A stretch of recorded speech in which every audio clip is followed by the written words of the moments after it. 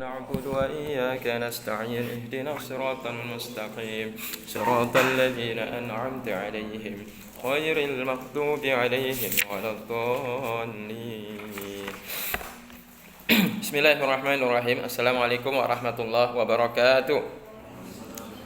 Alhamdulillahirabbil alamin hamdan katsiran thayyiban mubarakan fih wassalatu wassalamu ala asyrafil anbiya wal mursalin sayyidina wa maulana Muhammad wa ala alihi wa ashabihi ajma'in amma ba'du.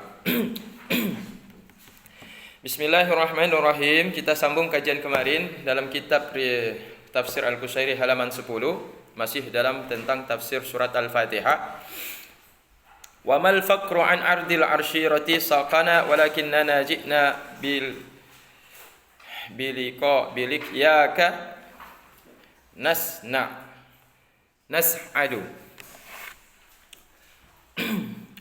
Ini perkataan sebagian daripada mereka, para ahli sufi,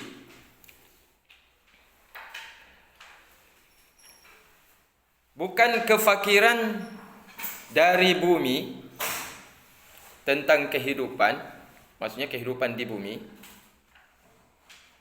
itu yang menyulitkan kami. Akan tetapi kami datang oleh kami dengan berjumpa. Tujuannya adalah untuk bisa berjumpa dengan Allah. Itu adalah satu kegembiraan. Jadi bukan masalah kehidupan yang susah, yang sulit, tetapi yang menjadi masalah di sini kalau kami tidak berjumpa dengan Allah. Kalau kami tidak berjumpa dengan Allah. Ayat ini masih sangkutan dengan lafaz alhamdu, pujian kepada Allah Ta'ala. Kemarin, ya udah kalau kita kupas kemarin lagi panjang lagi ceritanya. Nah, kita sambung lagi ke depannya. Wa qaumun hamiduhu mustahlikina anhum fima istanqatu min ibaratin tahmidihi bima istalama asraruhum min haqaiqi tauhidihi.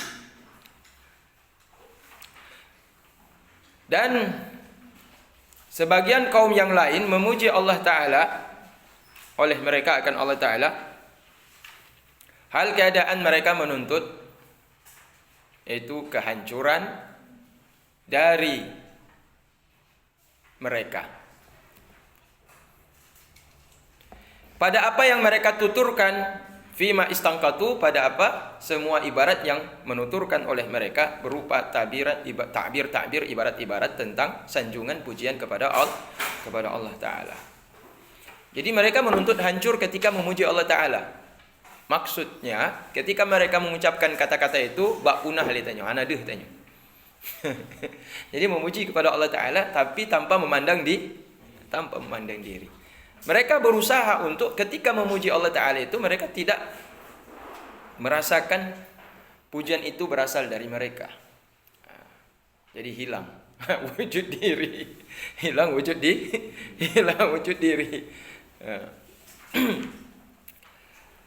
Sebab apa mereka merasakan hal tersebut? Bima istalama asraruhum min haqaiqi tauhidi. Karena apa yang meliputi akan mereka oleh rahasia-rahasia yang terselubung terhadap diri mereka, berupa apa yang meliputi itu haqaiqi tauhid.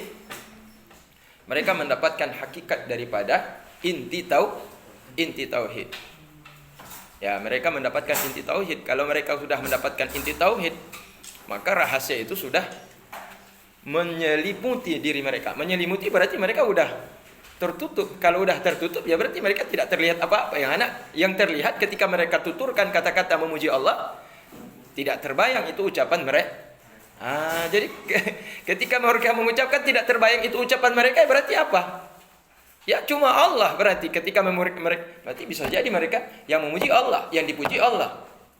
Ya ini bahaya kalau pada orang awam ketika mendengar ucapan mereka ini. Tapi inilah tingkatan. Katanya mereka sudah sampai pada hakikat tauhid, haqaiqi tauhid. Dah.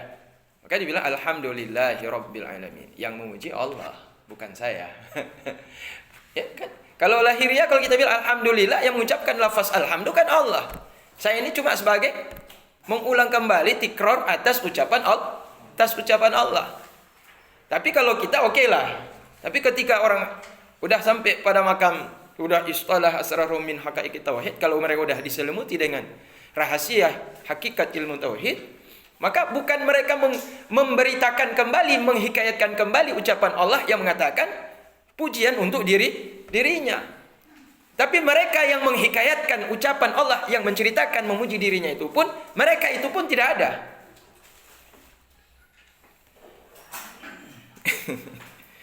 Ini ya tengku ya.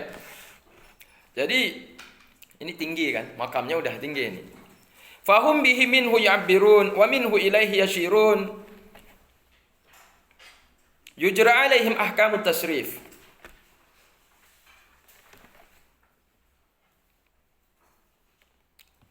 Wa zawahiruhum bina'ati tafarruqati mar'iyah wa asraruhum ma'khudatun bihukmi jam'il jam'i. Jadi mereka pada saat itu dengannya Allah Ta'ala, darinya Allah Ta'ala, mereka mengeluarkan ibarat-ibarat sanjungan. Jadi dengan Allah, dari Allah. Itu kan ada itu. Kalau kita adalah minka ilaika. Jangan begitu. Dalam doa aja habis solat kita baca. Maka enak sekali kalau tengku habis solat tu tengku baca itu Allahumma la mani'a lima a'taita wa la mu'tiya lima mana'ta wa la radda lima qadaita wa la yanfa'u dzal jaddi minkal jadd. Ujung-ujungnya apa? Allahumma antas salam wa minkas salam wa ilaika ya'udu salam. Fa hayyina rabbana bisalam wa adkhilnal jannata darussalam. Darussalam. Tabarakta rabbana wa ta'alaita ya dzal jalali wal ikram. Itu kalau difahami tauhidnya tinggi kan? Ya kan tunggu kan? Berarti la mani'a. Kalau kita habis solat subuh kita baca zikir tuh. Allahumma la mani'a lima a'taita. Ya Allah, enggak ada yang bisa mencegah apa yang kau berikan. Kalau udah ditakdirkan sejak azali, sebelum wujud dalam bentuk qadanya Allah Taala, masih dalam bentuk takdir ya. Karena kalau takdir dan qada dan qadar. Kalau qadar itu berarti ketentuan sejak azali. Kalau qada berarti udah divonis, berarti wujudnya sekarang. Ya kan? Kalau qada itu masih belum, masih dalam ilmu Allah, belum dalam wujud waqi'iyah belum ada. Jadi ketika ada orang mengatakan dalam doanya Allahumma la mani'a lima a'taita, berarti dia sudah yakin tidak ada yang bisa mencegah apa yang Allah akan berikan kepada kita. Kalau Allah jamin pada kita, Allah jamin kepada kita. Jamin itu. Rezeki itu Allah pasti akan kasih kepada saya hari ini. Jadi saya yakin pasti kalau saya buka toko pasti ada rezeki. Tengku, yang kita kaji kitab yang tertinggi di Darussalam ini apa kitab fikihnya tengku? Kalau untuk guru-guru. Apa tengku?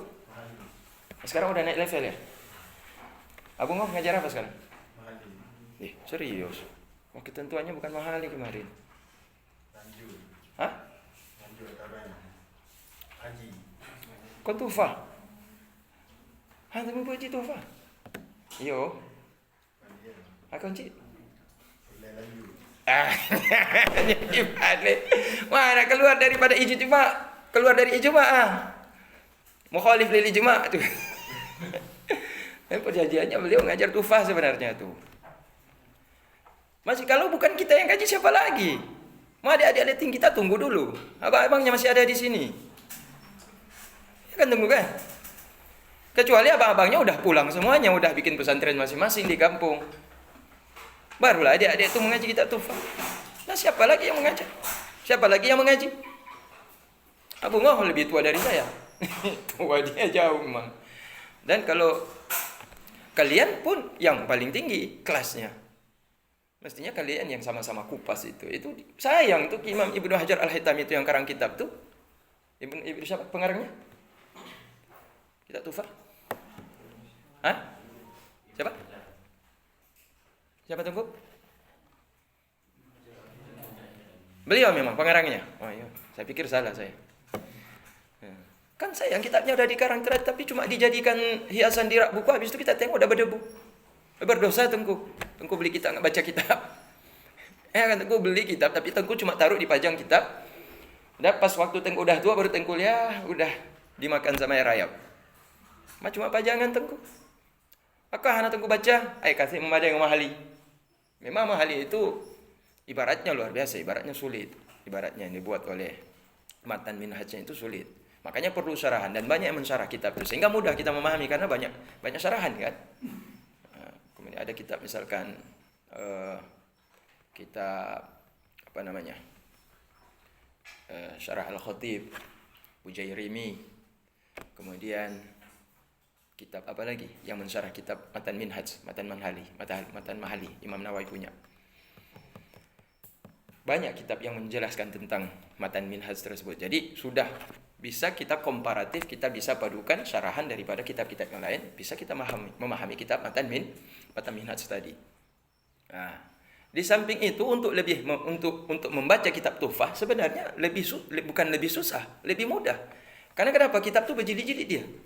Jadi ketika kita baca lebih asyik ketika kita menjelaskan, mendapatkan keterangan apa maksud ibarat yang ada dalam kitab Minhaj. Nggak ada jauh juga beda dengan kitab yang ada dalam kitab Mahali. Cuma penjelasannya ibaratnya lebih simple. Nah, cuma bagi orang yang dalam ketika dia mengkaji dia udah naik level daripada kitab Mahali itu, ketika dia syarah itu lebih tinggi syarahnya. Karena dia udah mengajar Mahali. Maka di sini kan kalau Darussalam itu kan dulu Abuya mengajar kepada Abu Adnan Bakongan diajar. Abu Adnan Bakongan, Abu Kemala, Abu Abu yang di Sangkalan, Abu Labai Labai Sakti ya. Imam Yusuf Alami, murid guru-guru senior semuanya. Yang level mereka itu sebenarnya ulama besar juga. Tapi itu yang diajarkan Abuya itu kitab Tuhfah di Bustanul Muhaqqiqin. Artinya mereka udah terbiasa mengajar kitab Mahali. Jadi ketika mensyarah pun kitab Tuhfah itu jadi syarahannya luar biasa. Penjelasannya pun luar biasa. Kupasan tentang makna ibarat kitab itu pun luar biasa. Jadi kalau tengku-tengku nggak boleh ya. Walaupun kita nggak selevel dengan mereka, nggak ada masalah. Kita nggak ada selevel dengan Imam Yusuf Alami, dengan Abu Bakongan. Kita nggak selevel dengan Tengku Kemala. Kita nggak selevel dengan Imam Samsuddin. Tapi siapa lagi yang akan baca kitab tuh kalau bukan Tengku? Oh, saya baca di Rangkang aja. Tapi nggak semua kan. Kalau baca Rangkang paling dari 20 orang, 1 orang, 2 orang yang baca. Jadi kitab tuh karangan kitab tuh tidak dibaca, tidak dikaji bersama-sama. Bukan masalah kita ini, kita udah hebat, berarti kita udah baca kitab Tuhfah, kita paling tinggi, kita level. Berarti kita udah paling hebat. Bukan. Kita ingin tahu apa yang dibahas di situ. Kita ingin baca apa yang dibahas di situ. Jadi jangan sungkan Tengku baca kitab tuh. Jangan sungkan Tengku. Sama nanti ketika orang udah mau meninggal dunia, ketika dia lihat di lemari, kitab Al-Quran yang dia simpan di lemari itu berdebu. Itu paling menyedihkan Tengku. Al-Quran berarti tidak pernah dibaca. Mungkin ada Al-Quran lain, tapi kalau cuma itu satu-satunya Al-Quran berarti Al-Quran itu tidak pernah dibaca. Kenapa? Hanya sampai berdebu. Menangis mestinya kita itu. Jadi karya ulama cuma dijadikan pajangan dan cuma digembar-gemborkan di luar. Oh, ini kitab ini tingkat paling tinggi. Tapi nggak pernah kita sentuh, nggak pernah kita baca. Ada kemampuan idra di situ kita, tapi kita nggak mau karena segan. Tengku nggak apa-apa Tengku. Mestinya Tengku ada Tengku kitab Tuhfah kan? Kalau Tengku punya uang, Tengku beli. Karena itu karya daripada murid-murid Imam Syafi'i yang paling tinggi levelnya. Nah, kalau Imam Syafi'i sendiri kan. Nah, kemudian wa minhu ilaihi yashirun, dan dari Allah kepada Allah mereka itu mengisyarah. Yashirun ini mengisyarahkan ibarat-ibarat hanya tertuju kepada Allah. Jadi ibarat-ibarat yang keluar dari mulut mereka itu hanya tujuannya kepada Allah. Yashirun berarti ini kan tidak lahir, tidak zahir. Ini kan makna hakikat. Ketika dia mengucapkan kata itu berarti hanya dalam bentuk isyarat. Bahasa lainnya adalah kinayah.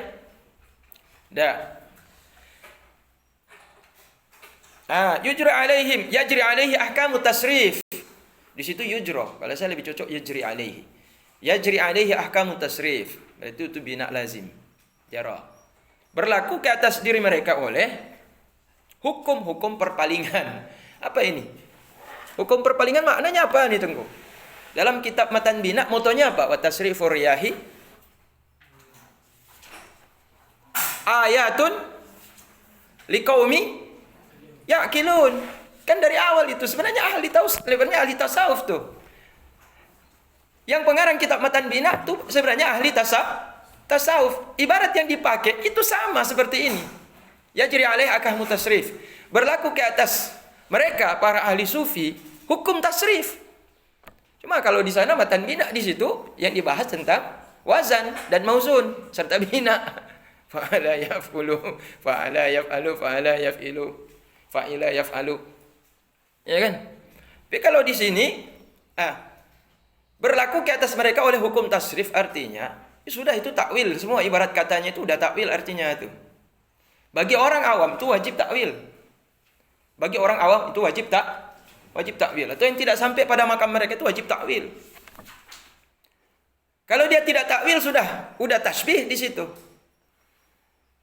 Karena isyarah yang mereka sampaikan itu kadang-kadang tidak sesuai dengan lahiriah ucapan mereka. Pak, betul ayat yang dipakai itu di situ. Wa tasrifur riyahi ayatun liqaumi ya'qilun. Dan bermula perpalingan riyah, angin, berpalingnya angin dari satu tempat ke tempat yang lain, itu merupakan ayat tanda-tanda liqaumi ya'qilun, bagi orang yang mau menggunakan pikiran mereka. Jadi kalau mereka mau menggunakan pikiran mereka, berpindahnya angin itu saja sudah nampak. Sudah nampak tentang wujud Allah Ta'ala. Ya kan? Wujudnya Allah Ta'ala nampak dengan af'alnya Allah Ta'ala. Wujudnya Allah Ta'ala nampak dengan perbuatan dan af'al dan asma serta sifatnya Allah Ta'ala. Itu menunjukkan bagi orang yang berakal, dapat dia wujud Allah Ta'ala di situ. Dapat wujud Allah melihat angin. Artinya begini, wujud Allah Ta'ala itu tidak mesti Allah perlihatkan. Kan gitu kan, Tuku? Kenapa Allah Ta'ala tidak perlihatkan wujudnya pada kita? Allah suka-suka dia. Wallahu yuridu, wallahu yaf'alu ma yasha. Allah melakukan apa yang dikehendaki. Wa ma tasyauna illa ayyasha Allah. Illa ayyasha Allah. Itu biasa ayat pagar tubuh. Ayat pagar tubuh tahu artinya kan, Tuku? Benteng. Kalau kita istilahnya ada ilmu batin, itu ilmu yang biasa dipakai untuk kebal. Wa ma tasyauna illa ayyasha Allah. Tidaklah kalian mempunyai keinginan apa-apa kecuali yang punya keinginan adalah Allah Ta'ala. Biasa orang GAM tuh sering pakai itu waktu perang tuh. Takut dia kena tembak sama tentara. Ada kalian kan? Kalian kan GAM semua kan? Wa ma tasyauna illa ayyasha Allah. Jadi wa tasrifur riyahi ayatun liqaumi ya'qilun, ketika dikatakan perpalingan angin itu ayat-ayat tanda-tanda yang menunjukkan tanda tentang keberadaan Allah Ta'ala bagi orang yang akal. Wujud berpalingnya angin dari satu tempat kepada tempat yang lain tak terlihat, tapi wujudnya ada. Angin ada, tapi tidak terlihat. Jadi orang yang masih juga mempertanyakan tentang Allah Ta'ala, tentang kenapa wujud Allah Ta'ala itu tidak diperlihatkan kepada kita. Yang lebih aneh, kenapa di kalangan orang-orang non-muslim, orang kafir, mereka masih bertanya, kenapa orang Islam ini menyembah Tuhan yang tidak nampak? Kenapa orang Islam ini sujud kepada Tuhan yang tidak terlihat? Tidak terlihat, tapi belum tentu tidak ada. Karena wujud itu tidak mesti abstrak terlihat. Wujud itu tidak mesti bersifat materi. Wujud itu sudah nyata. Wujud angin ada, tapi tidak terlihat. Angin ada, tapi tidak terlihat. Ya kan? Nyawa ada, tapi tidak terlihat. Iblis ada, tapi tidak terlihat. Malaikat ada, tapi tidak terlihat. Jangankan Allah, itu yang makhluk saja tak terlihat, tapi wujud. Maka berpalingnya angin itu tanda bagi mereka orang yang mau menggunakan pikiran tentang wujud Allah. Nah, pertanyaannya di sini, kenapa Allah tidak mau menampakkan diri? Karena Allah tidak mau. Allah tidak mau tampakkan dirinya kepada kita. Buktinya mana? Sampai sekarang Allah nggak kasih nampak. Berarti sekarang kan Allah tidak mau memperlihatkan diri. Berarti keinginan Allah tidak mau memperlihatkan diri pada kita. Kenapa? Nggak pantas. Karena kita Tingkat Nabi Musa alaihissalam minta supaya diperlihatkan Allah, Rabbi arini anzur ilaika, ya Rabb, perlihatkan aku untuk memandang wajahmu ya Rabb.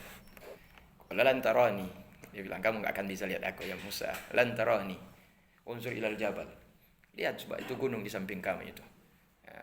Kalau dia tetap berbentuknya seperti itu sedia kala, fasaufa tarani, kamu akan pasti lihat saya. Belum wujud baru lihat zat, belum wujud Allah Ta'ala, belum nampakkan wujudnya Allah Ta'ala. Masih dia lihat cahayanya saja tuh, masih bercahayanya saja. Wallah, tapi bukan wujud tuh, cahaya itu bukan wujud. Falamma tajalla lil jabal, kan begitu dikatakan. Maka ketika tajalli oleh Allah Ta'ala itu kepada gunung tersebut, pada kadukatan, maka jatuh, hancur berkeping-keping, dan Musa itu sujud. Sujud tuh karena bukan dipaksa, karena memang rontok anggota tubuhnya karena takut dia kepada Allah Ta'ala, tidak pantas. Berarti tingkat Nabi Musa saja Allah tidak berkehendak. Cuma satu dikasih sama Rasulullah Sallallahu Alaihi Wasallam. Karena inilah menunjukkan kekhususan Rasulullah dibandingkan Musa dengan nabi-nabi yang lain. Maka Allah Ta'ala menyebut Musa kalamullah, Nabi Muhammad Habibullah. Kenapa Habibullah? Yang tersayang, yang paling dia cinta.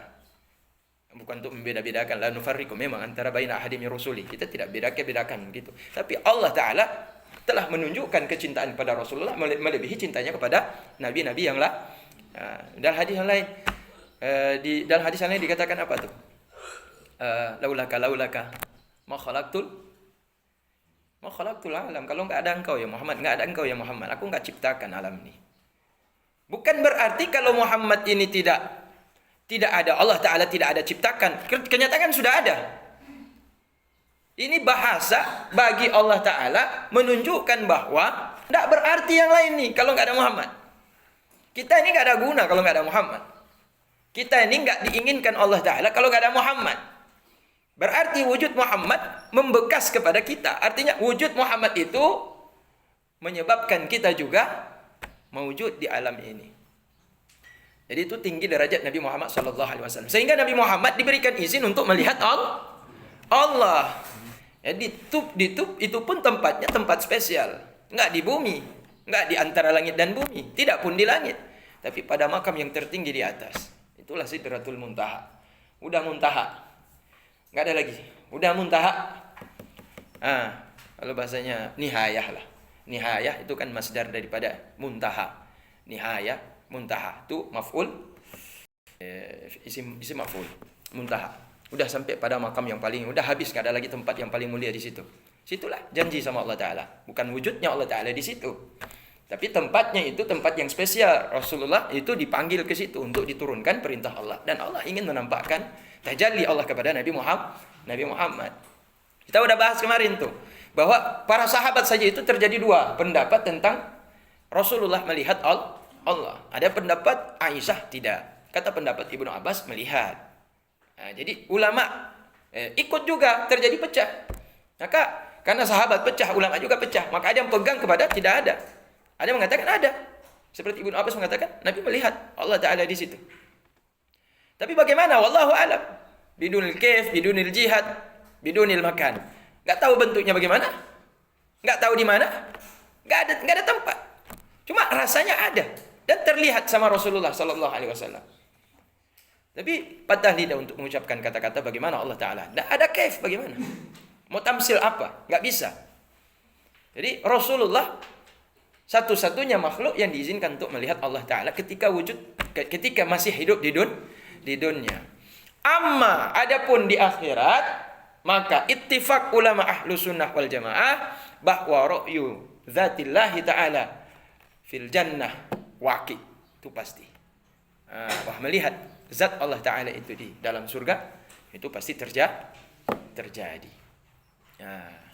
Ila rabbika nazirah yauma idzin wujuhun yauma idzin nadiratun wujuhun yauma idzin nadiratun. Wajah-wajah orang-orang yang masuk surga yang levelnya tertinggi, bukan level bawah tunggu. Kalau level bawah enggak dapat. Masuk surga udah alhamdulillah Allah dah masuk surga ya Allah, yang langitnya lebih luas, yang luasnya lebih langit dan bumi. Yang kita mau kemana? Ini kita tingkat Belampur aja kita bikin rumah dah puas kita, sebesar Belampur kita bikin rumah. Maka kalau di surga kita dikasih surga itu sebesar langit dan bumi, gimana luasnya? Itu tingkat paling rendah. Cuma rugi kita nggak lihat Allah. Masih rugi juga kan? Ya laitani masih. aduhai celakanya. Kalau seandainya Allah aku masih banyak beramal, mungkin masih kesempatan dapat naik level yang kedua, ketiga, keempat sampai yang paling tinggi, surga yang paling tinggi. Bisa lihat Allah Ta'ala. Jadi Allah Ta'ala memperlihatkan kepada siapa yang dia kehendaki. Ya, jadi udah bercerita tentang di akhirat itu pasti orang melihat zat Allah, tapi kepada sebagian ahli surga, tidak semuanya, kepada orang yang dikehendaki untuk diperlihatkan zat Allah Ta'ala. Ittifaq ulama ahli sunnah wal jamaah. Nah, kembali lagi pada wujud Allah Ta'ala ketika di alam surga itu bagaimana? Apakah berarti Allah Ta'ala dalam surga? Tidak. Allah Ta'ala tidak dalam surga. Dan tidak ada bentuk. Dan tidak ada arah. Apa di depan, di kanan, di kiri, atau di atas, di bawah? Tidak ada juga. Maha kuasa Allah Ta'ala daripada tasbih dengan makhluk. Dah. Jadi berlaku kepada mereka hukum tasrif. Artinya itu ayat atau bukan ayat, ungkapan-ungkapan yang keluar dari mulut mereka, apalagi yang ditulis dalam kitab-kitab, itu tidak berlaku seperti lahiriah. Harus kita palingkan kepada makna yang sesuai dengan akidah kita. Meskipun kalau menurut ungkapan mereka itu sudah seperti itu. Ngerti tunggu kan? Ya kan? Nah, seperti Al-Hallaj mengatakan anallah, saya Allah dia bilang. Jika dia mengatakan hal itu, ya itu seperti itulah keadaannya karena dia sendiri yang rasakan. Tapi kalau kita yang menyebut anallah, kafir. Tengku yakini kata-kata itu, saya sendiri yang betul-betul mengatakan ini. Saya Allah Ta'ala, kafir Tengku. Mengaku Allah itu sama seperti Fir'aun. Ana rabbukumul a'la. Kata Fir'aun itu kan begitu. Saya Tuhan kalian paling tinggi. Kafir langsung distempel sama Allah. Mau tiru Al-Hallaj, mau ungkapkan kata-kata seolah dia sudah pada tingkatan seperti itu, jangan sembarangan Tengku. Syahadat lagi, nggak sah sholat nanti. Ya Tengku ya. Maka perlu juga kitab ini kita kaji. Nah, maka ketika mengatakan Alhamdulillahirabbil alamin, kita yang baca cuma mentranslatekan bahwa Allah memuji dirinya. Jangan sampai kita mengatakan bahwa ini yang mengatakan ini Allah. Allah memuji Allah. Alhamdulillahirabbil alamin. Segala puji bagi Allah. Allah memuji Allah. Yang mengatakan ini Allah. Itu bahaya Tengku. Maka berlaku kepada mereka ahkamu tasrif. Palingkan kepada makna yang layak. Dah. Berarti dia cuma sekedar ikhbar saja, hikayat saja. Bukan dia Allah. Dah. Wa zawahiruhum bina'ti tafarruqati mar'iyatun. Dan zahir lahiriah, ucapan-ucapan mereka dengan sifat-sifat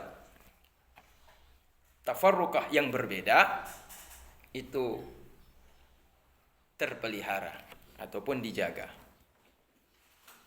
Dijaga ucapan-ucapan mereka itu daripada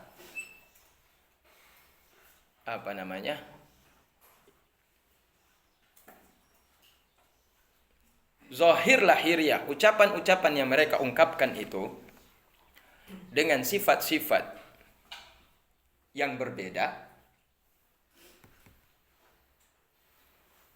itu masih dalam hal yang terukur. Masih dipelihara kan, masih bisa dijaga nih. Enggak kebablasan ucapan yang mereka ungkapkan itu tidak sampai bisa membahayakan diri mereka sendiri. Tapi kalau kita melihat dari sisi mereka sendiri, ya. Tapi kalau kita lihat dari sisi yang mengucapkan ini orang biasa yang belum selevel dengan mereka kan, khairu mar'iyah itu. Dah. Wa asraruhum ma'khudatun bihukmil jam'il jami'i, bukan jam'il jawami. Dan rahasia-rahasia mereka itu diambil berdasarkan hukum mengumpulkan yang terkumpul, kumpulan yang terkumpul. Berarti kalau kumpulan yang terkumpul berarti ibarat-ibarat mereka ini ibarat-ibarat kata-kata yang menghimpun daripada semua rahasia-rahasia Allah Ta'ala. Ucapan-ucapan mereka itu adalah ucapan-ucapan yang diambil dari rahasia-rahasia rahasia-rahasia Allah Ta'ala. Kama qalu, sebagaimana mereka mengatakan, bayanu bayanil haqqi, anta bayanuhu. Wah, ini kan, ini coba ahli sufi, udah sampai pada makam aulia, tapi ibarat kitabnya masih pakai dasar bayan, masih pakai dasar bayan, masih pakai dasar balaghah. Coba aja biar kitabnya itu, syair nih. Bayanu bayanil haqqi, anta bayanuhu. Jelasnya penjelasan daripada al-haq, engkaulah penjelasnya. Jelasnya penjelasan tentang al-haq, engkaulah penjelasannya ya Allah. Jadi kan itu sudah dikumpul semua kalimat rahasia yang terkandung dalam tauhid. Jadi mau ungkapan apa lagi ini? Bayanul haq itu anta bayanuhu. Nah, bayannya bayan. Bayannya bayan. Jelasnya penjelasan tentang al-haq itu bukan dari saya. Anta bayanu, engkaulah ya Rabb. Engkaulah bayannya. Wa kullu ma'anil ghaibi anta lisanuhu.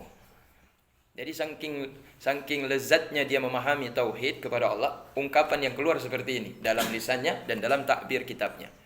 Dan tiap-tiap makna itu yang gaib, yang tidak terlihat oleh pandangan lahiriah, hanya bisa disaksikan oleh mata batin. Engkaulah lisannya ya Allah. Engkaulah yang mampu untuk menuturkan dan menjelaskannya kepada kami tentang perkara-perkara gaib. Yas'alunaka 'anir ruh. Yas'alunaka 'anir. Coba misal perkara yang gaib, yang contoh yang lain, perkara yang gaib. Yas'alunaka 'anir ruh. Qulir ruha min amri rabbi. Berarti kan dia sudah kembalikan kepada anta lisanuhu. Qulir ruh min amri rabbi. Anta lisanu. Engkaulah yang menjelaskan ya Rabb. Engkaulah yang mampu untuk mengibaratkan tentang rahasia kegaiban tersebut. Adapun kami ini tidak bisa. Nah, berarti untuk bisa mendapatkan pemahaman tentang perkara gaib tersebut, seseorang harus riyadhah dan belajar tentang ilmu tauhid ini dan melatih untuk bisa dekat kepada Allah, dengannya terbuka hati, kemudian dia bisa memahami tentang ma'anil ghaib. Ya, makna-makna perkara yang tertutup oleh mata lahir. Qauluhu jalla dzikruh. Jadi alhamdulillah itu sudah selesai kupasannya. Ya, alhamdulillah sudah selesai kupasannya, masuk kepada Rabbil Alamin. Qauluhu jalla dzikruh. Firman-Nya, Allah yang maha agung, maha luhur zikirnya. Ayatnya maksudnya di sini yaitu Rabbil Alamin. Ar-Rabbu huwa sayyid. Rabb itu sayyid. Wal alamin kalau di sini i'rabnya marfu, wal alamun. Jami'ul makhluqat, semua, tiada pengecualian. Alam itu adalah alamin, itu semua tanpa ada batas. Berarti ada beda dengan alam. Alam dengan alamin ada perbedaan. Tapi saya pernah baca itu sama saja maknanya kan. Ada yang mengatakan muradifah, ada mengatakan beda. Ada yang mengatakan sama. Wa ikhtisasu hadzal jam'i bi lafdzil alamin li ihtimalihi 'ala al-uqala wal jamadat. Dan bermula ikhtisas ini kata jamak diikhtisas dengan lafaz al-alamin. Kenapa bukan Rabbil alam? Alhamdulillahi Rabbil alam, ya kan? Nah, kenapa ikhtisas dengan ini lafaz jama' alamin dengan lafaz alamin? Karena istimalnya lafaz alamin 'alal uqala ke atas semua yang berakal dan semua yang tak berakal. Masuk di dalam yang tak berakal adalah jamadat, segala jenis yang keras, yang batu. Seperti contoh, bukan. Fa huwa malikul a'yan, maka Allah Ta'ala adalah raja yang menguasai segala jenis benda. Dan dialah yang menciptakan benda tersebut. Wa munsyiha. Wa mujidir rusum, Allah Ta'ala yang menciptakan semua rusum. Wad dayar bima fiha, dan semua negeri dengan apa sekalian yang terkandung di dalamnya. Wa yadullu ismu rabbi aidan ala tarbiyatil khalqi. Di samping itu penggunaan kata Rabb di situ, di samping maknanya adalah sayyid, dia adalah majikan. Kita ini budak. Hamba. Penggunaan kata Rabb di situ juga menunjukkan ada tarbiyatil khalqi, ke atas, yaitu tarbiyah. Tarbiyah kalau kita artikan di sini apa? Pendidikan ya. Ya, Allah Ta'ala mendidik alam yang ada diciptakannya ini. Alam yang diciptakan ini berarti dididik oleh Allah Ta'ala. Fahuwa murabbin nufusil abidin. Maka Allah Ta'ala adalah yang mendidik jiwa daripada hamba-hamba. Bita'yid, dengan memperkuat jiwa mereka tentang Allah, wa murabbi qulubit talibina bitasdid, dan Allah Ta'ala lah yang mendidik hati-hati para penuntut-penuntut ilmu dengan menguatkan, yaitu menguatkan keyakinan mereka kepada Allah. Wa murabbi arwahil arifin, dan Allah Ta'ala adalah yang mendidik ruh orang-orang arif dengan tauhid kepada Allah. Wa huwa murabbil asbah, dan Allah Ta'ala yang mendidik sekalian jasad biwujudin ni'ami, dengan adanya semua nikmat yang Allah karuniakan. Wa murabbil arwah, Allah yang mendidik sekalian arwah, sekalian roh, bisyuhudil kiram, dengan terlihatnya keagungan kemuliaan Allah Ta'ala. Jadi semua itu terlihat. Jasad kita bisa melihat Allah Ta'ala, roh kita bisa melihat Allah Ta'ala, kemudian nafsu kita bisa melihat Allah Ta'ala, hati kita bisa melihat Allah Ta'ala. Mengetahui kita tentang nikmat Allah Ta'ala, mengetahui kita tentang karunia Allah Ta'ala itu diciptakan oleh Allah Ta'ala, mengetahui oleh kita tentang tauhid kita kepada Allah Ta'ala, semua itu berdasarkan tarbiyah dari Allah Ta'ala, hasil didikan dari Allah, bukan semata-mata kasab kita, sehingga kita mengerti tentang Allah Ta'ala. Wa yadullu ismu rabbi aidan ala islahihi li umuri ibadihi min rabbiyatil adimi,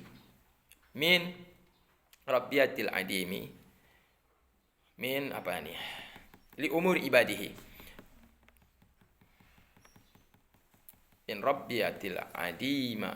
Rabbiyah ini apa nih ya? Coba lihat apa tuh, kata apa tuh rabbiyah itu di situ, tunggu. Kata apa? Kalimat apa di situ? Isim fi'il apa? Isim atau fi'il tuh? Coba ulang lagi dari kata yang pertama. Wa yadullu ismu rabbi aidun ala islahihi li umuri ibadihi. Oh, dari asal kata rabbayatil adimu arbah. Rabbayatil adimu arbahu. Dan menunjukkan oleh lafaz kata isim rabbi juga ke atas islahihi.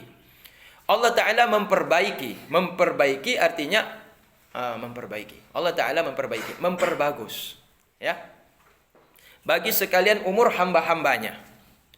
Dicetak kalimat Rabb itu daripada kata Rabbayatil adimu arbah. Mendidik akan adim arbuhu, ya. Ya, Rabbayatil adima arbuhu, iya. Itu saya nggak pernah, jarang kata itu arbuh itu didengar ya Tengku ya. Iya, arbuhu. Ada artinya situ Tengku. Nah. Mendidik akan al-adim atau memperbagus, karena di sini kan untuk makna islah. Ya, jadi maknanya aslahal adima. Cuma arbuhu itu saya ragu. Katanya arbuhu itu gimana cara bacanya? Apa arbuhu? Kalau kita bikin arbuhu ini asal-asal nanti ini ya. Nanti lebih cek lagi, ambil kata rob nanti yang sepadan dengan kata arbuhu ini ada nggak di dalam kamus nanti. Tinggal kita lihat bentuk harakatnya itu seperti apa bacanya. Jadi memperbaiki akan al-adim mana oleh arbuhu. Arbuhu ini apa? Tuhannya, apa majikannya. Dah. Fahuwa muslihu umuri zahidin. Maka Allah Ta'ala itu memperbagus tentang urusan-urusan orang-orang yang zuhud. Orang yang tidak punya keinginan dengan dunia ini. Bijamili riayatihi, dengan keindahan pemeliharaan daripada Allah Ta'ala, dengan keindahan perlindungan daripada Allah Ta'ala. Maka Allah Ta'ala itu muslihu umuril abidin. Allah Ta'ala itu yang memperbagus urusan orang-orang ahli ibadah, abid, bihusni kifayatihi, dengan bagusnya kifayah. Kifayah ini apa Tengku? Saya bilang kifayah cukup. Dengan bagusnya kecukupan daripada Allah Ta'ala. Makna yang lebih bagus kalau kita pakai ungkapan makna terjemah yang lebih bagus. Bagusnya urusan orang-orang ahli ibadah ini dengan disebabkan bagusnya kifayah. Kifayah ini jaminan ya Tengku ya. Ya Tengku ya. Jaminan Tengku. Tengku kalau Tengku ibadah, tengku nggak yakin dengan Allah, tengku ibadah itu nggak khusyuk. Tapi Allah udah jamin kan? Allah udah jamin. Yakin ketika kita beribadah, Allah udah menjamin rezeki kita, kita nggak khawatir lagi. Oh, kita sholat tapi kita khawatir nanti saya nggak ada makanan nanti. Saya nggak ada rezeki nanti. Jadi kalau orang ahli ibadah yang sebenarnya tidak ada rasa itu. Karena dia yakin dengan husni kifayah. Itu bagusnya kecukupan Allah berikan kepadanya. Artinya jaminan itu sudah ada dari Allah. Maka orang yang ahli ibadah ini sebenarnya itu ketika dia ibadah, dia nggak takut dengan yang lain. Dia nggak takut dengan lapar, dia nggak takut dengan utang, dia nggak takut dengan rezeki, dia nggak takut dengan pekerjaan, dia nggak takut. Pokoknya ibadah saja. Kalau udah ibadah, pasti dijamin sama Allah. Kayak Tengku sekarang kan. Saya tanya sama Tengku mengaji sini. Walaupun Tengku semiskin apapun, Tengku punya orang tua di kampung, nggak ada uang dikirim pun, Tengku di sini tak makan. Betul tidak? Betul nggak? Berarti Tengku abid berarti. Ya, berarti masuk dalam kelompok abid. Tapi kalau Tengku berhenti mengaji, alasan materi, berarti Tengku sholat tapi bukan masuk kelompok ahli ibadah. Oh, orang awam berarti. Tengku berarti Tengku ibadah orang awam. Nggak punya keyakinan bahwa ibadah itu menjamin bahwa Allah Ta'ala memastikan rezeki kita. Begitu juga kita kan mengaji ini kan ibadah. Selama Tengku masih dalam menuntut ilmu, berarti Tengku dalam ibadah. Ya kan? Man mata wa huwa fi talabil ilmi wa huwa syahid, kan begitu? Siapa meninggal dalam menuntut ilmu, maka syahid. Berarti kenapa dapat syahid? Karena ibadah. Maka kalau seandainya Tengku dalam ibadah ini menuntut ilmu ini, kemudian karena masalah faktor ekonomi kemudian Tengku berhenti mengaji, maka Tengku bukan kelompok orang ahli ibadah. Ibadah orang awam namanya. Karena dia tidak menyadari bahwa orang yang ahli ibadah itu dijamin rezekinya oleh Allah. Cuma salah kalau seandainya orang mengatakan kalau saya sudah dijamin berarti ibadah saja, nggak usah kerja. Ya Tengku ya.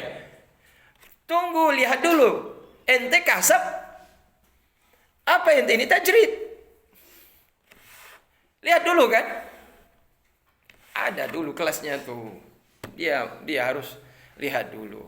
Kalau udah sampai di makam kasab, kalau masih di makam kasab, jangan mentajridkan diri. Ya kan? Nah, memfana-fanakan diri, membakal-bakalkan diri. Kalau orang udah sampai makam tajrid, kemudian dia melihat, nih rezeki datang mengalir, tapi murid semua yang kasih. Saya ini malu. Kenapa malu? Nabi bilang tangan di atas lebih baik dari tangan di bawah. Maka dia karena itu kemudian pingin turun ke bawah. Maka itu orang yang tertipu. Khadi'un, orang yang tertipu. Itu orang yang tertipu. Karena dia sebenarnya sudah diangkat sama Allah. Dia sudah diangkat, sehingga tanpa dia pun kerja, orang sudah datang kasih rezeki. Nyo sedekah, nyo Tengku nazar lo. Nyo na bacut Tengku zakat padi lo. Nyo na wakaf untuk Tengku. Nyo na zakat dagang lo Tengku 20 juta Tengku. Ji malih ji. Malih tak lo jok pimping lagi nyo. Jadi Nabi bilang, Nabi pegang tangan di atas lebih baik daripada tangan di bawah. Kemudian dia mau turun ke kasab. Dia jauh bilang, ditinggal semubut. Ya kantor, ditinggal mengajar. Ini Pak Daya. Itu tertipu. Artinya bagaimana itu kita hadis tadi itu, sementara kita di makam menerima. Kan kita menerima nih. Ulama biasanya kalau betul-betul sudah dicintai sama masyarakat tuh yang datang. Maka kalau dia dagang bangkrut. Mungkin saya mulai bangkrut sekarang Tengku. Jangan-jangan saya udah sampai ke tajrid nih. Saya nunggu-nunggu aja nanti. Ya Tengku ya. Ya demi Allah serius ini. Ini sebenarnya off the record. Off. Tidak boleh masuk dalam kamera. Tapi saya sedang rekam nih. Sebenarnya harus off the record, tidak boleh on the record. Thread off the record nggak boleh. Ada pembahasan khusus lagi itu Tengku. Ya, jadi ada yang memang berusaha untuk sampai pada makam tajrid. Dia masih kasab, tapi dia mau naik ke atas tuh. Dia berusaha untuk naik ke atas. Tapi dia sesudah pulang mengaji, Dia pulang ngaji nih Tengku kan. Pulang dari pesantren, dia udah berpikir, nih saya 5 tahun nih, saya pasti akan lamar anak gadis ini. Tapi saya harus ada uang. Pulang dari pesantren kan, nggak mungkin langsung melamar PNS. Ya Tengku kan. Ya ijazah Darussalam, ijazah aliyah. Paling-paling kita nggak jadi WH. Nah, tuh. Ya, tukang rok urung mezina, tukang rok urung khalwa, tukang rok urung selaji pakai lu puntung. Nah, pakai baju ketat. Atau paling level yang tertinggi kita bisa masuk gabung di namanya bisa masuk gabung di mana ya? Kalau ijazah kita ya. Kita masuk cari uang di pemerintahan. Tengku mau gabung di mana ya? Kamena pun nggak bisa Tengku, kamena. Karena itu ijazah formal lah. Masih ijazah SMA, ijazah aliyah tuh. Itu kuliah. Kalau ijazah Darussalam ini tapi masih dalam proses kita akan muadalah.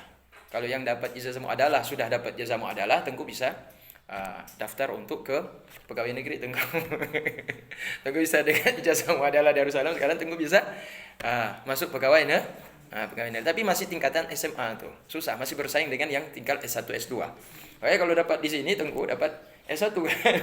Kalau Tengku selesai Mahat Ali, Tengku nggak sadar Tengku udah dapat ijazah S1. Sama levelnya dengan S1 keluaran dari UIN Araniri atau Unsia. Tengku bisa mendaftar jadi apa? Jadi hakim. Ya. Ada kawan saya itu di sini Tengku. Kawan saya namanya Tengku Makbul Bakari. Orang Gorontalo, neneknya orang Gorontalo, tapi dia asli Manado ya. Sekarang udah jadi hakim dia. Udah makmur, saya lihat di FB itu udah sehat dia. Maksudnya dah banyak lah fulus masuk. Jadi hakim dia pindah-pindah. Mereka kan hakim tuh kayak polisi juga. Mutasi sana, mutasi sini, mutasi sini. Hakim di sini, hakim sana.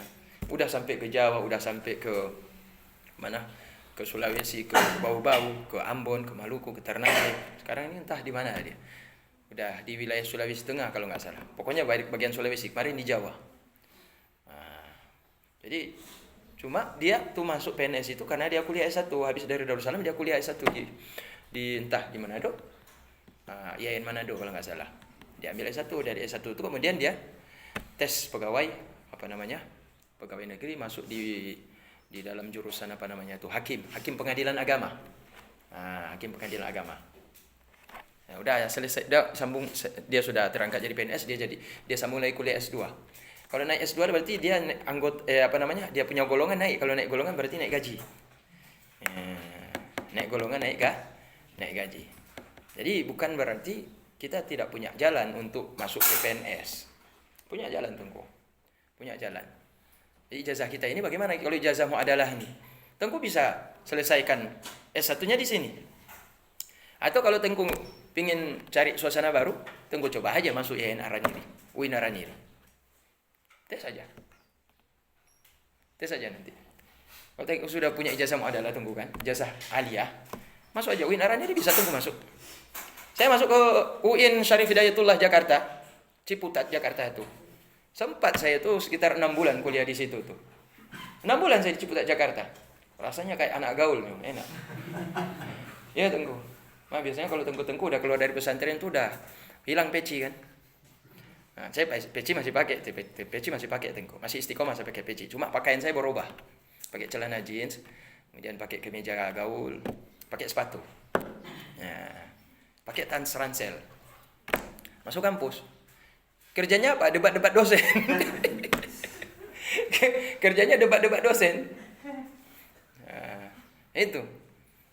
Jadi kalau udah selesai S1 di situ bagaimana? Ya mau PNS, tembaknya berarti PNS. Ya tunggu kan, PNS. Ada juga kita bukan punya keinginan untuk ambil PNS, bukan untuk cari kerja di pemerintahan, jadi pegawai negeri sipil, bukan. Tapi supaya masyarakat tuh ada sedikit menghargai kita, tengku-tengku santri yang mondok pesantren tradisional ini, mereka sanggup untuk bersaing dengan lulusan universitas umum. Kami juga punya ijazah S1 kami di sini, sarjana juga kami. Nah, berarti itu untuk menindas bahasa kita, menindas atau menghilangkan image negatif masyarakat yang menganggap bahwa pesantren itu nggak punya arah. Untuk cari pekerjaan tuh idealnya, nyaman, senangnya itu kalau jadi pegawai udah pakai baju dinas. Kalau Tengku melamar anak orang dengan pakaian dinas, Itu orang tua perempuan tuh senang sekali, bahagia sekali. Wah, udah terjamin nih rezekinya. Dia nggak tahu ini ahli ibadah yang betul-betul dijamin. Bukan BNS. Yang betul dijamin oleh Allah Ta'ala ahli ibadah. Cuma ahli ibadah, kalau ahli ibadah nggak yakin bagaimana? Maka tetap juga dia merasa ketika ingin melamar anak orang, dia tidak yakin. Ketika dijatuhkan harga diri dia sebagai seorang santri, kagak mana lon lamaran lon ditolak ku hoju. Lagi kerupuk kunung i. Anak pede. Buktikan bahwa bahwa orang tua itu salah menilai santri. Lagi juga oleh Abu Usman Kutakrum. Menyona tengku jilamar anak darah. Olehnya anak darahnya urung ciji ditolak lamaran tengku, kon tengkunya yang hana merezeki, tapi darahnya yang hana merezeki. Ya hai tak habagotnya. Motivasi paling raya untuk tengku. Kenapa? Berarti tinggi sekali derajat tengku. Kon tengku yang hana merezeki ngon darah baronya. Darahnya yang hana merezeki. Tengok balak untuk meji. Jika lo ne. Nyo urung ciji kalau nyan materi dari agam yang selagi melamar anak. Jadi tengok hancur anaknya. Walaupun tidak secara lahiriah nampak hancur. Mungkin dia senang hidupnya kan. Nampak ada mobil CRV. Calon yang dia minta sama suami kan pakai CRV misalkan kan. Kemudian kalau pergi kantor, pergi kerja pakai jas, pakai sepatu mengkilat. Ya kan. Tapi kita nggak tahu dikubur gimana nasib anak perempuan tuh. Ya tunggu. Ya mereka Shopee terus. Shopee. Belanja ada iklan mas keluar terbaru Shopee. Belanja terus. Pokoknya istrinya disenangin tapi dunia. Mandi kubur suaminya bawa juga tuh Shopee itu. Nggak diantar sama istrinya kalau udah meninggal dunia, suami nikah lagi. Apa pula kan udah meninggal, udah. Apalagi kalau duda kaya. Ya tunggu kan. Udah lupa dia doa sama istri pertama tuh. Istri udah masuk kubur. Ya laitani, kalau kemarin saya nikah sama Tengkutu, walaupun saya sudah meninggal, pasti Tengkutu tiap hari dia doa sama saya. Ini laku lo kahanalin. Habis putus hubungan. Udah meninggal masuk kubur. Suami nikah sama istri lebih cantik, masih muda lagi. Karena kaya dia. Enggak ada doa. Enggak dikirim doa. Sedekah pun lupa untuk diniatkan hadiah kepada almarhumah. Sengsara sebenarnya. Maka betul kan? Jangan lihat secara lahiriah. Dan kita ini kan banyak ketipu Tengku. Kita ini ketipu lebih banyak daripada sadar. Ketipunya bagaimana Tengku? Kita sangka lama kita di dunia. Kita sangka kita lama di dunia. Padahal cuma seperti seperti menghembuskan udara keluar dari mulut. Keluar dah habis. Al-farqu ma bainal maut wal hayat. Beda antara hidup dan mati tipis.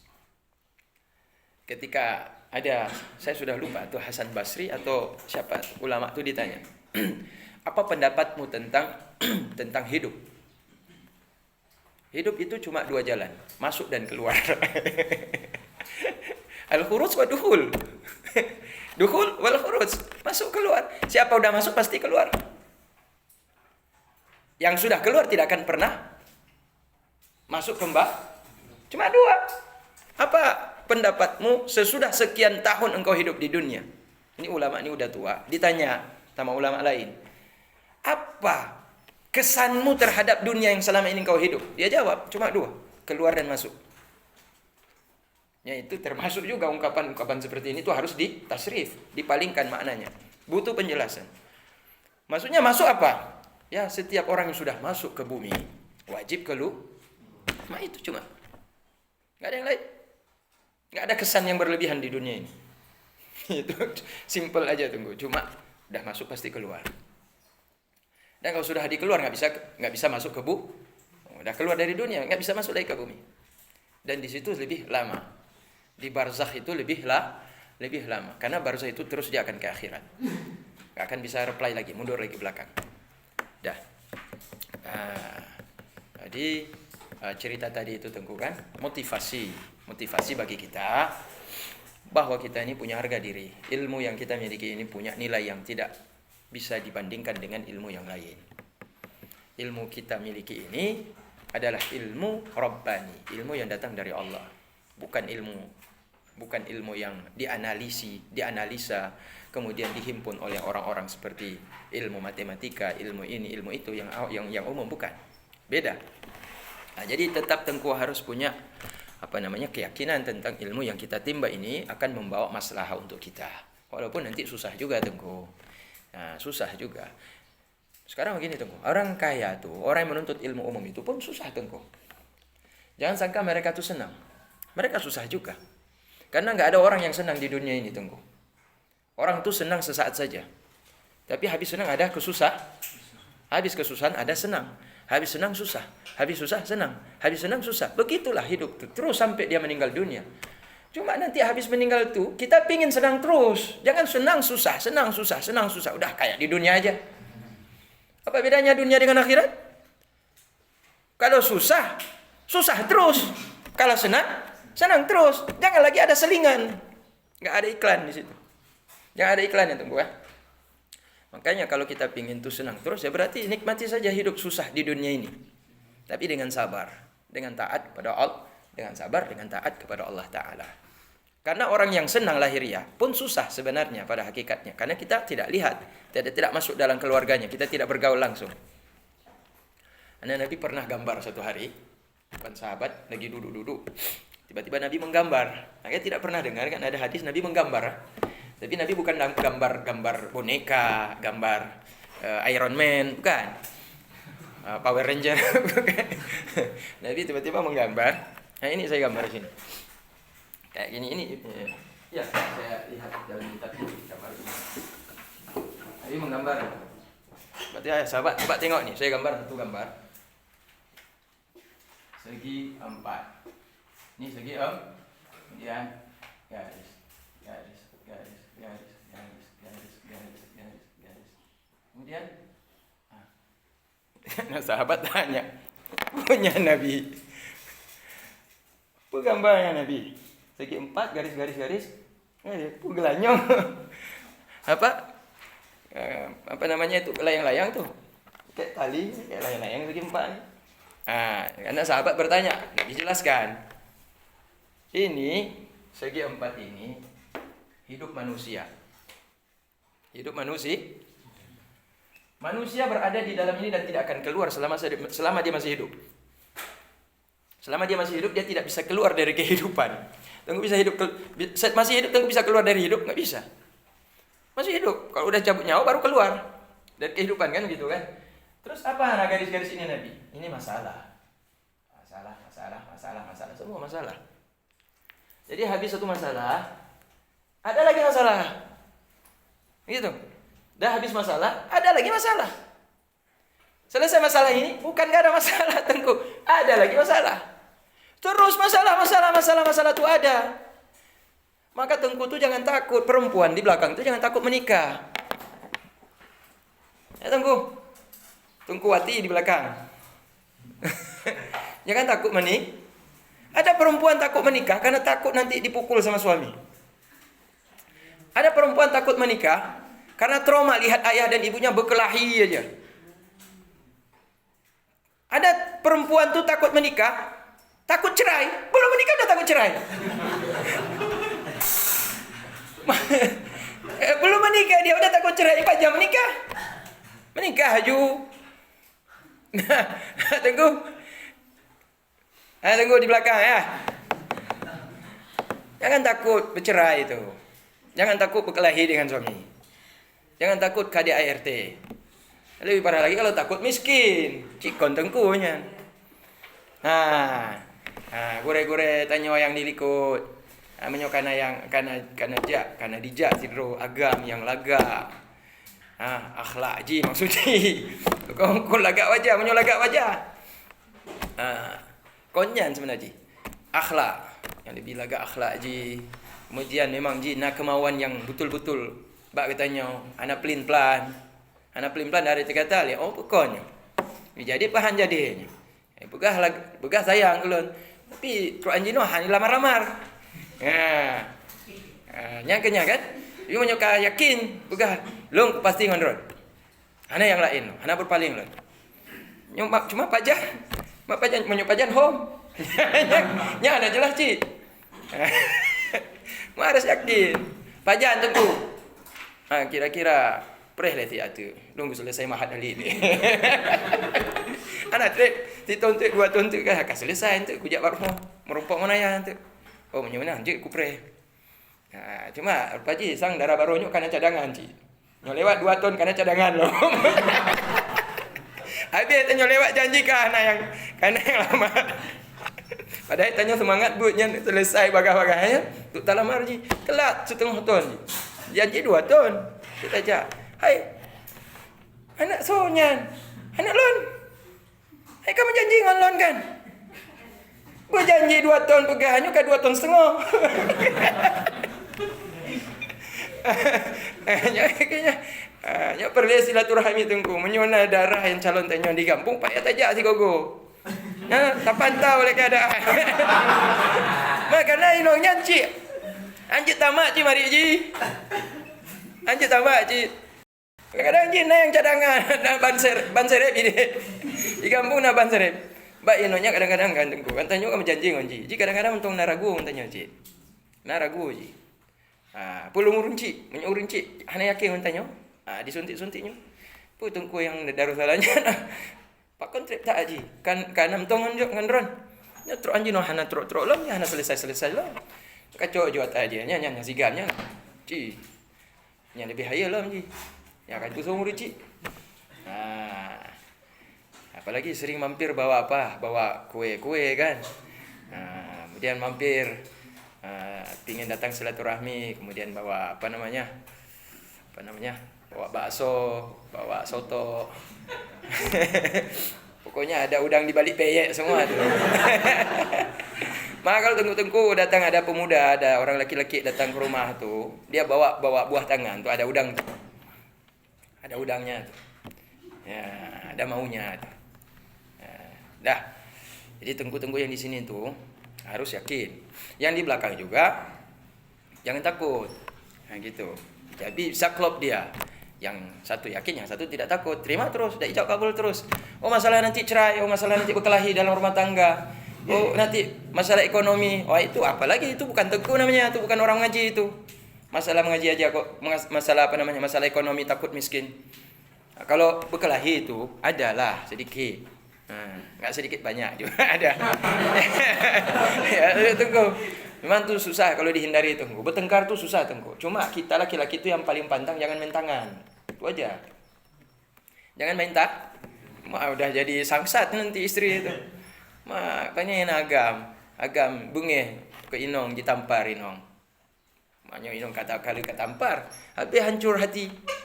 Walaupun kali tarayu-rayu tetap nak tersangkut sakit hati je dalam hati je. Bakok membekas tamparanmu membekas di hati. Tidak seberapa pipi merah ni, tapi hati yang terkoyak. Itu yang bahaya tu. Maka jangan main tampar. Apalagi tinju, apalagi tendang. Hanya kaku. Maka tengku tu kalau menikah tengku kan tu jaga istri tu. Kalaupun kita marah ada kesalahan istri tu, 3 cara kata Nabi. Kalau ini kan beda dengan masalah khusus.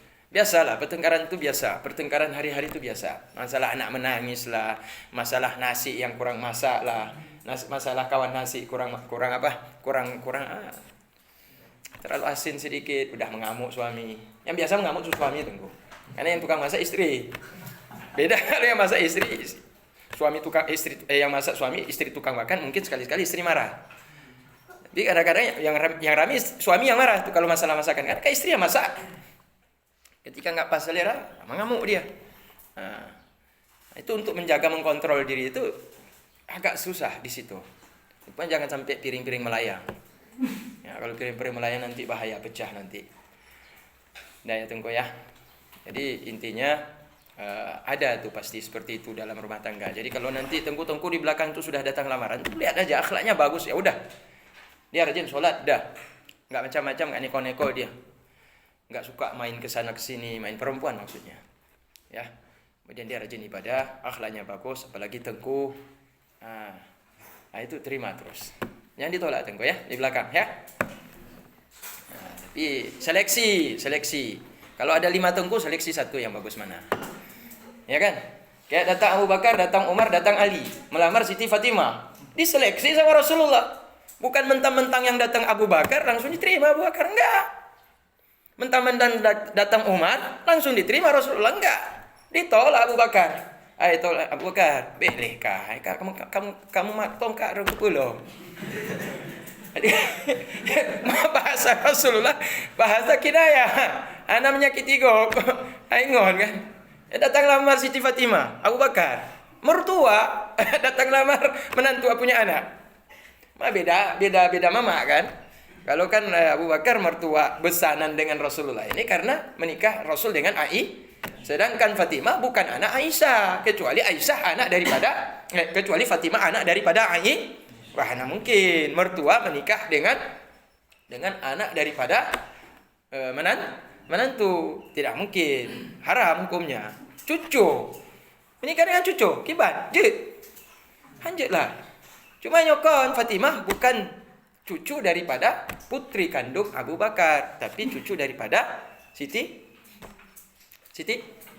Khadijah. Maka laki cik Abu Bakar tolak. Karena hidupnya kamu makan tongkat, dah pegang tongkat apa lagi? Berarti bahasa dah tua. Ini Fatimah masih muda kali. Sayang kalau tua kali dapat suami. Berarti tengku di belakang tu jangan terlalu tua. Kalau datang tengku 5 orang. Lihat umur. Yang satu umur 35. Yang satu umur 30. Yang satu umur 29. Yang satu umur 28, yang satu umur 27. Yang 27 dengan 28 ini yang lain gugur nih 3. Ini seleksi lagi 27 dengan 28 nih. Seleksi dari sisi usia. Datang Umar yang kedua, Abu Bakar pulang. Datang Umar yang kedua. Apa Umar? Mau lamar Siti Fatimah ya Rasulullah. Nah yang lebih love dari Idron. Idron setelah Haji sahabat lo yang paling belum segani Haji. Sayang lo Idron. Cuma yang lebih mantap dari Idron. Yang lebih dari Lon. Nah yang lebih dari Lon. Tahu kau sedemikian Lon. Rasa Lon istilah Haji sang hana saingannya. Sama Fatimah talamar hana Lon saingan. Paling-paling Abu Bakar kaji tolak. Hana le saingan Fatimah pasti Lon temenya. Bukan Rasulullah yang lebih lebih layak dari Lon. Rahasia tutup akhirnya terbongkar. Ali rupanya. Ali belum menikah. Tapi Umar sudah menikah. Ali. Maka Ali itulah sudah idaman daripada semua wanita di kota Mekah. Tampan, tegap, jago perang. Miskin. Satu kekurangannya miskin. Tapi tetap semua wanita itu tergila-gila dengan Ali. Termasuk Siti Fatimah. Jatuh cinta dia pada Siti Fatimah, jatuh cinta dia kepada Ali. Tapi orang dulu tuh kayak Fatimah dengan Ali itu nggak berani tegur sapa, nggak berani. Mereka pernah nengok, tapi mereka nggak pernah mengutarakan kata-kata mereka tuh. Rasa suka mereka tidak pernah diutarakan. Rasul sendiri datang kepada Ali, ya Rasulullah, ada apa ya Rasulullah? Maukah saya nikahkan engkau dengan orang yang paling terbaik, wanita yang terbaik di kota Mekah nih, kota Madinah waktu itu ya, udah hijrah kan? Wanita yang terbaik. Ya Rasulullah. Padahal Ali dalam hati ini udah jatuh cinta kepada Fatimah. Tapi karena Rasulullah yang tawarkan, dia kembalikan kepada Rasul. Artinya kalaupun bukan Fatimah, kalau Rasul pilih itu pasti yang terbaik. Makanya jawab oleh Ali, kalau Rasulullah yang memilihkan untuk aku, pasti itu yang terbaik untukku. Maka dikatakan Rasulullah, maukah engkau menikah dengan putriku? Waduh, ini memang yang saya harap-harap. Ini memang yang lo harap. Ini memang saya inginkan dari dulu, yang saya idam-idamkan. Cuma hana berani kupegah. Ini Rasul kiban talake. Tanyo sadar diri, hana mungkin talake. Menyawanan kiban donten. Ya Rasulullah, tentar ya Rasulullah. Menyawanan tiko tak ijab kabul. Beres ya Rasulullah. Madonna mahar. Hana ya Rasulullah, kalau masalah Ali. Hana mas kawin. Hana mas mesti kre bacut hana dinar satu koin dinar untuk hana ron. Hana ya Rasulullah. Perak hana ci. Kiba ci. Ai menanya kenyang baca zira mento yang drom pakai perang yang kujuk ron yang kenyang untuk mahar nikah. Jeuknya Rasulullah, "Cek, yang kahak dron." Kalau kujuk dron. Nah, kakak alhamdulillah. Nah, menikahlah. Maka Siti Fatimah begitu tahu kasih tahu sama Rasulullah bahwa yang akan menikah dengan dia adalah Ali. Wah, itu pun senangnya luar biasa. Nah, luar biasa. Karena dia mendambakan juga Ali. Tapi nggak pernah dia ngomong sama ayahnya, "Ayah, saya pingin nikah sama Ali." Nggak pernah tuh. Pada zaman sekarang, anak gadis zaman sekarang, nah ada. Anak gadis zaman sekarang, pilih sendiri. Nah, urusan minta izin sama orang tua, nomor 2. Pokoknya elah mau nyowah nama nikah nganji lebih bakbek le. Mau ruci lagi nyentak aju. Anak jo kesempatan ruci memilih. Pokoknya mau nyokon sigamnya dia anak lon, lebih kalau mati. Mati pun rela. Jadi perawan tua nggak apa-apa, penting dengan dia, dengan abang tuh, Bang Jago. Ya, abang yang tuh nampak paling jago di kampung, kasih nampak dia paling hebat. Itulah saya tuh. Bukan dengan dia nggak mau saya. Jadi kalau dulu terima. Tapi ini ya tunggu ya, saya minta begini tuh. Kuncinya di doa. Maka Rasulullah mengajarkan kepada kita itu doa istikharah. Kenapa diajarkan doa istikharah? Agar urusan itu pulang kepada Allah.